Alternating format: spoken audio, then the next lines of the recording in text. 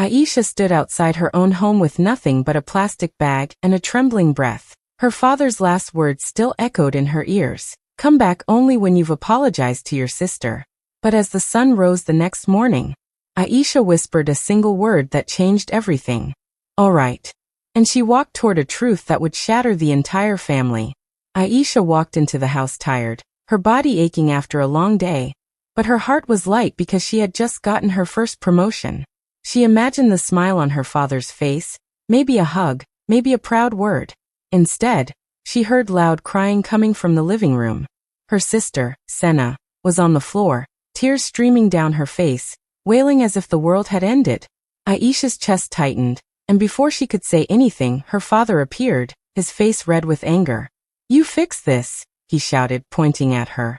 He didn't wait to hear what really happened. He didn't care about her side. All he wanted was silence in the house, even if it meant hurting her.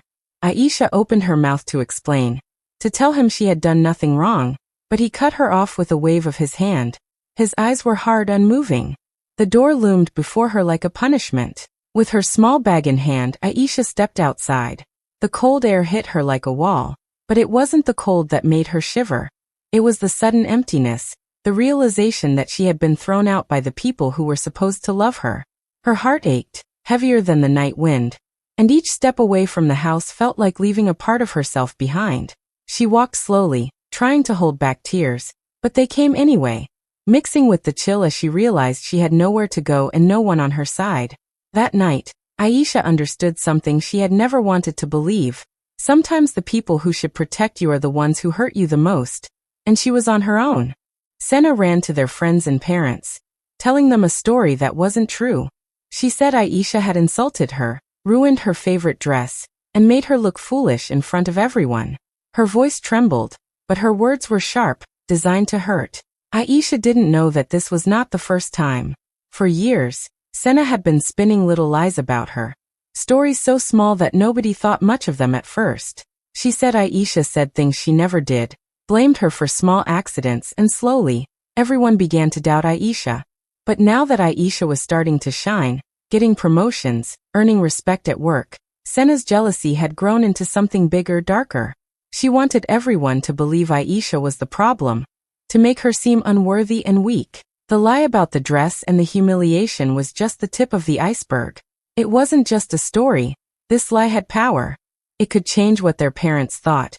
It could control how people saw Aisha. And it could even take away the life she had worked so hard to build. Senna had waited for the perfect moment, watching Aisha rise little by little, feeling the sting of being in her sister's shadow. And now, with one carefully told story, she had created a storm. Aisha had no idea that while she was working hard and dreaming big, a web of lies was spreading behind her back, designed to destroy her. This wasn't just jealousy anymore. It was calculated, cruel, and dangerous. Senna's words had the ability to make their parents turn against Aisha completely, to make them forget all the good she had done, to erase her victories and replace them with shame. And the worst part was, Aisha had no clue what was coming. She couldn't see the trap, couldn't guess the betrayal that had been quietly building for years. All she knew was that the next morning, her life would feel different, as if the ground had shifted beneath her feet, because one lie, told in just the right way, could change everything she thought was safe. This lie wasn't just about a dress or a small fight. It was about control, about jealousy, and about a sister who refused to be left behind. And Aisha, completely unaware, was about to face the most dangerous storm of her life. Aisha sat on the hard wooden bench of the small church, her arms wrapped tightly around her tiny bag. The night was cold, but she barely noticed the chill. Her heart felt heavier than the air around her. She didn't cry. She couldn't. She felt nothing but numbness, like someone had turned off the part of her that hoped for love or fairness. Hours passed slowly, the church empty and silent except for the distant sound of the city outside. She watched shadows move across the walls, thought about the life she had left behind, and for the first time, she let herself imagine a life where she didn't have to beg for approval from people who never cared about her. When the first light of morning spilled through the stained glass windows, soft and golden, something inside her shifted. She looked at her reflection in the dusty window pane, at her tired face, at the eyes that had held so much pain for so long. And in that quiet moment, she made a decision. She would no longer chase the love she had never received. She would no longer apologize for things she hadn't done, for mistakes she hadn't made. She realized that her worth didn't depend on their acceptance, and for the first time, she felt a spark of freedom. Her phone rang. She recognized the number immediately, her father. He probably thought she would beg, thought she would cry, thought she would apologize and come back to make peace with Senna and the lies. He didn't know that the night had changed her. She answered slowly, her voice calm, steady, and nothing like the trembling girl he had thrown out. "All right," she said simply. Just one word. "No explanations, no cheers, no playagem." That single word carried more strength than he could ever imagine. She ended the call and set the phone down. Aisha stood up, feeling the weight of the night lift slightly off her shoulders. She walked out of the church, the morning sun warm on her face, and with every step, she felt herself moving toward a truth she had never expected. The truth was not about revenge or proving them wrong. It was about discovering herself. She realized that her life didn't need their permission, their forgiveness, or even their understanding. With each step down the empty street, she felt lighter, freer, and more alive than she had in years. That one word, "all right," was not just an answer to her father. It was a promise to herself. She would no longer be anyone's prisoner, and she was finally ready to walk into the life she deserved. Aisha walked up the familiar path to her grandfather Mawu's house, her heart heavy but hoping for comfort. Grandpa Mawu had always been different from her parents. He never yelled, never judged, never made her feel small. He just listened, really listened, and somehow that made the world feel less cold. She knocked softly, and when he opened the door, his warm smile made a small ache in her chest ease for a moment. She stepped inside, and without a word, sank into the chair across from him. Grandpa Mawu watched her quietly, noticing the tiredness in her eyes, the tight grip on her bag. After a long pause, he leaned forward and asked gently, "Aisha, what exactly did you apologize for?" His voice was calm, patient, as if he already knew the answer but wanted her to speak it out. Aisha felt a lump in her throat. She whispered almost too softly for herself to hear. "Nothing. Because I did nothing." Grandpa Mawu nodded slowly, as if he had been waiting for her to realize that. He reached over to an old wooden drawer, the kind that smelled faintly of cedar and thyme. He pulled out a dusty envelope, worn at the edges, the kind of envelope that carried secrets and memories. Aisha's eyes widened. "Child, it's time you know something your parents hid," he said. His voice carried a weight that made her sit straighter, alert, wondering what truth could be so important that it had been kept from her for so long.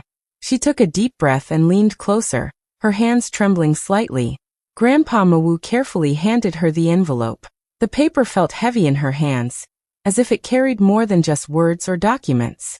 She looked at him, and he nodded, silently urging her to open it. Aisha's fingers shook as she lifted the flap and peeked inside. The room was quiet except for the soft ticking of the old clock on the wall. But inside, her mind raced. She had always felt powerless, trapped by lies and unfairness, but somehow she sensed that what was inside that envelope might change everything. Grandpa Mawu's eyes met hers, calm and steady, full of trust and love. "Everything you need to know, everything they tried to hide from you, it's in there," he said. Aisha felt a strange mix of fear and hope, knowing that after years of being controlled and misunderstood, she was finally about to see a truth that was completely hers. She held the envelope close, realizing that this moment could be the beginning of a life she never thought she could have. The secrets of the past were about to give her a chance for freedom. Aisha carefully opened the envelope, her fingers trembling. Inside, she found a property deed, a bank passbook, and a neatly folded letter. Her eyes widened as she saw her own name written on every single document. She couldn't believe it. All of this was hers. Her late grandmother had left it for her, hidden away for years, waiting for the right moment. A wave of shock and disbelief hit her. She looked up at Grandpa Mawu, searching for answers, and he nodded gently, as if reading her thoughts. "Your parents refused to let you know about this until you were married," he said softly. "They wanted to control you, to keep you under their power. But your grandmother, she wanted you to stand on your own feet. This is yours, Aisha. All of it." Aisha's heart raced. She sank slightly into the chair, her knees weakening under the weight of what she was holding. It wasn't just money or property. It wasn't just something to buy things or live comfortably. This was something far bigger. This was freedom. Freedom from the lies, from the manipulation, from the unfair expectations, from being blamed for things she never did. It was a life she could finally call her own. She unfolded the letter and began to read, her eyes scanning every word, absorbing the love and foresight of the grandmother she had adored so much. The letter told her that she was capable, strong, and deserving, that she didn't need anyone's permission to live her life, to make her own choices, to be happy. Aisha felt tears prick at the corners of her eyes, but this time they were not tears of sadness. They were tears of relief, of joy, of the realization that everything she had worked for on her own was about to grow, because now she had the foundation she never knew existed. She held the deed and passbook close to her chest, feeling the solid proof of her grandmother's love. For years she had felt small, trapped, and powerless. But now, with these documents in her hands, the world felt open. She could breathe again. She could plan, build, and move forward without fear. The house, the money, the letter. It wasn't just inheritance. It was a message that she was seen, that she was valued, and that she could rise above all the lies and cruelty she had faced. Aisha's hands shook, not from fear, but from the sudden rush of hope and power. She realized that her life was no longer dictated by her parents' opinions or her sister's jealousy. She finally understood. She didn't just inherit wealth. She inherited the right to live freely, the right to be herself, the right to choose her own path. And in that moment, Aisha felt more alive than she ever had before. A few days later, Aisha's parents showed up at Grandpa Mawu's house, their faces red with anger. They stormed in, expecting to scold her, to force her to apologize to Senna, and to restore their control. But before they could even open their mouths, Grandpa Mawu calmly reached into his drawer and placed the envelope with the documents right on the table in front of them. The room went completely silent. The only sound was the soft ticking of the old clock on the wall. Aisha stood tall, her back straight, her hands folded calmly in front of her. She looked at them and spoke in a voice steady and clear, one that held a strength they had never heard before. "You threw me out, but you forgot I'm someone's granddaughter too," she said. Every word carried the weight of years spent being blamed, humiliated, and ignored. She didn't yell. She didn't beg. She simply spoke the truth that they could no longer deny. Her mother's eyes widened, and without thinking, she reached out to grab the documents. She wanted to snatch them, to erase the proof of Aisha's independence, to regain the control they had lost. But Grandpa Mawu moved faster. He slammed his cane onto the floor with a loud crack, making both of them jump back. His eyes were sharp, commanding, and filled with authority. "Touch it and you leave my house," he said, his voice steady but powerful, leaving no room for argument. Aisha felt a calm sense of power wash over her. For the first time, she didn't have to fight alone. Grandpa Mawu was her shield, and together they held a force her parents had never expected. Her father opened his mouth to argue, to yell, but no words came. The documents on the table were not just papers. They were a barrier, a wall of truth that could not be broken by anger or lies. Her parents looked at each other, suddenly realizing that this wasn't going to be like before. The rules had changed, and Aisha was no longer the powerless child they could push around. The silence stretched heavy and suffocating, as they understood for the first time that their control was gone. They had expected tears, apologies, and weakness. Instead, they faced a calm, confident granddaughter, backed by a grandfather who would not let anyone take what was rightfully hers. Aisha's chest rose and fell slowly. She was ready for whatever came next, but she also knew that the fight for respect had already been won. The papers were hers, the freedom was hers, and nothing they said or did could ever take that away.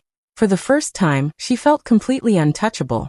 Senna collapsed onto the floor in front of Aisha, her face wet with tears and her voice trembling as she sobbed loudly. "I'm sorry. I'm so sorry, Aisha. Please forgive me," she wailed, flailing her hands as if the intensity of her performance could force Aisha to take her back. Her words were desperate, dramatic, filled with the kind of fake guilt she had perfected over the years. But Aisha didn't flinch. She stood there quietly, watching her sister, feeling nothing like the scared girl she used to be. Aisha knew the truth. She could see it in Senna's eyes, in the way her voice cracked not from regret but from panic. This wasn't sorrow. This wasn't true remorse. This was fear. Fear that the control Senna had once held over the family, over their parents, over Aisha herself, was slipping away. She had built her lies carefully, played the victim, twisted stories, and for years it had worked. But now, faced with the evidence, with Aisha calm and steady, the power she had clung to was gone. Aisha took a slow step closer, her voice calm and unwavering. "I won't hate you," she said softly, looking straight into her sister's eyes. "But I won't let you break me anymore." Her words carried no anger, no threat, just truth. And in that moment, the weight of years of manipulation, jealousy, and lies finally hit Senna. She froze, the tears still running down her cheeks, but her dramatic movements stopped. Her hands fell to her sides. Her body stiffened. The mask she had worn for so long, the mask that had fooled their parents and everyone around them, cracked completely. Senna tried to speak again, tried to twist her story, tried to cry louder, but nothing worked. The room was quiet except for her shaky breaths. No tantrum, no pleading, no fake performance could save her this time. Aisha had changed, and the rules of their world had changed with her. She wasn't the scared, powerless child anymore. She was strong, calm, and untouchable. Aisha looked at her sister once more and took a deep breath, letting the moment settle.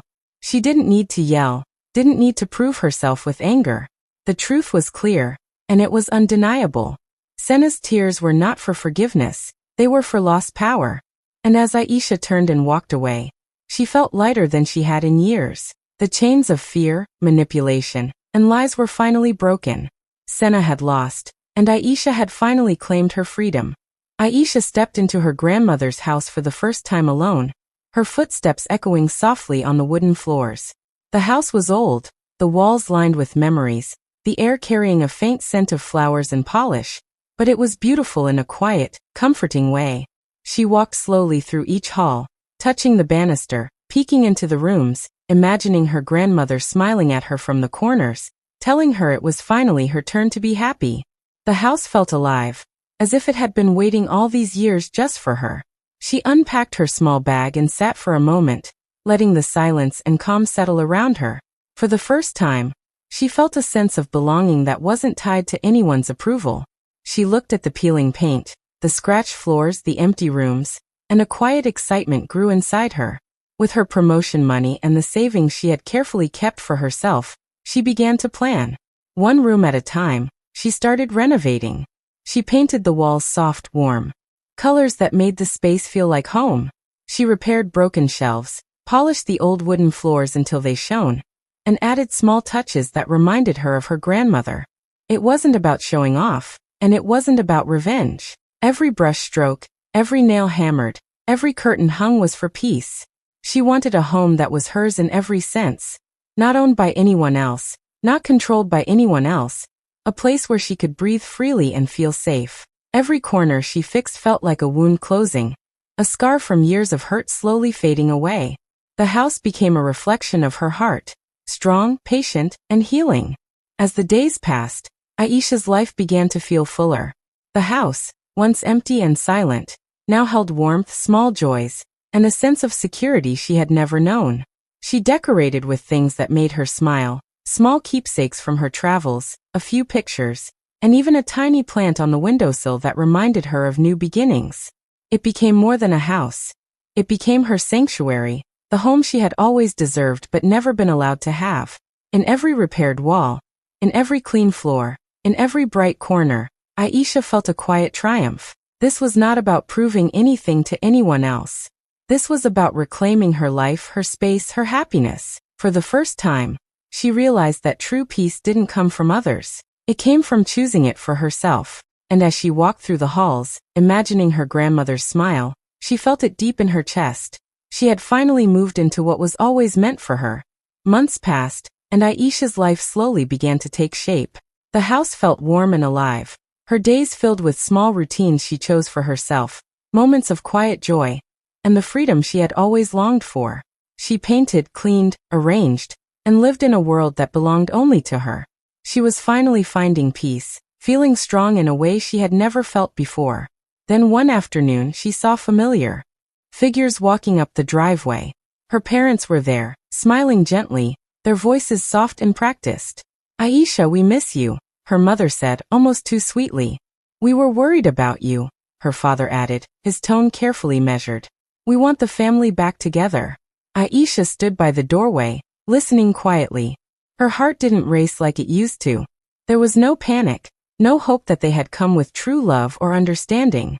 She watched them carefully, noticing the way their eyes flickered toward the house, the way their hands hovered nervously, the way their smiles seemed just a little too forced. She realized immediately that this wasn't about her. This wasn't about making amends or truly wanting to be a family again. They wanted the house, the property, the things her grandmother had left her, the freedom and the life she had fought to claim. Aisha's voice was calm, steady, stronger than it had ever been. She asked them a single question, simple but sharp. "Did you come here for me, or for what belongs to me?" The question hung in the air. Her parents exchanged glances, and for the first time, they couldn't hide anything. Their practiced smiles faltered. Their gentle voices wavered. They didn't answer. The silence spoke louder than any apology, louder than any pleading words. Aisha took a deep breath, feeling the weight of years lift from her shoulders. She opened the gate slowly, the morning sun glinting off the polished metal, and looked at them one last time. Her voice was soft but carried the authority of someone who had finally claimed her life. "Please leave," she said. There was no yelling, no drama, no tears. Just truth. They stood there, stunned, realizing that the control they had once wielded was gone. Aisha had built a life that didn't need their approval, didn't need their permission, and didn't need their presence.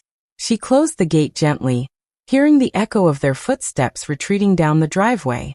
And in that quiet moment, she smiled softly to herself, feeling the peace she had fought so hard for, knowing that this time, nothing and no one could take it away. Months later, Aisha stood in her living room, sunlight pouring through the windows, warming the soft walls painted in colors she had chosen herself. The house smelled faintly of fresh paint and polished wood, and every corner held something she had picked or fixed with her own hands. There were small plants on the windowsills, pictures of her travels, and simple furniture that made the space feel like her own. She wasn't rich and she didn't need to be. She wasn't famous, and she didn't care for attention.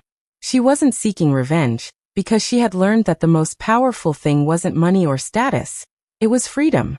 She walked slowly across the room, running her fingers along the shelves she had repaired, the walls she had painted, the floors she had polished.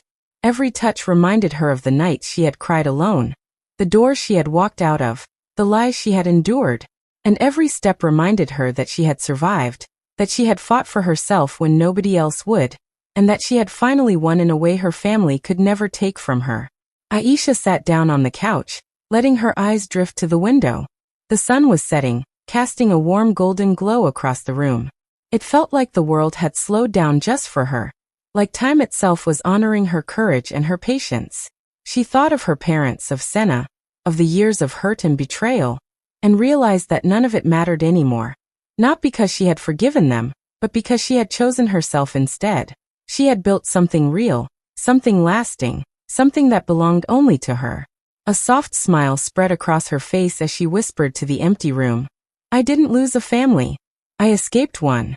The words felt powerful, a release and a promise all at once. Here, in this quiet, warm space, she was not anyone's problem, not anyone's problem, not anyone's responsibility, not anyone's pawn. Peace was hers, unconditional. And love was no longer a weapon aimed at her heart. She felt safe, strong, and alive in a way she had never known. As the last rays of sunlight disappeared behind the horizon, Aisha leaned back, closed her eyes for a moment, and breathed deeply. Everything she had worked for, every sacrifice, every tear, every lonely night, had led her here. She had her home, her independence, and her dignity. And in that calm, golden light, she realized the truth she had been searching for all along. Happiness isn't found in pleasing others. It's found in standing tall for yourself, in claiming the life that is yours, and in building a world where you are finally free.